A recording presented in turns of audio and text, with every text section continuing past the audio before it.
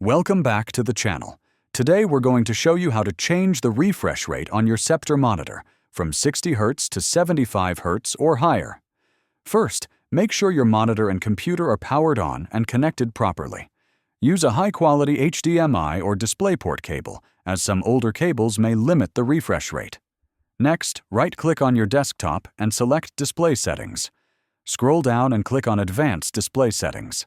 Here, you'll see the current refresh rate of your monitor. Click on Display Adapter Properties, then go to the Monitor tab.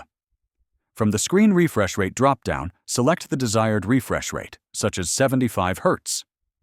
Click Apply to confirm the change.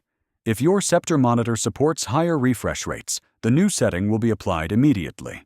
Some models may require you to restart your computer for the changes to take full effect. Finally, make sure your graphics card supports the selected refresh rate. If the option isn't available, update your graphics drivers or check your monitor's specifications. By following these steps, you can easily change the HZ on your Sceptre monitor and enjoy smoother visuals for gaming or work.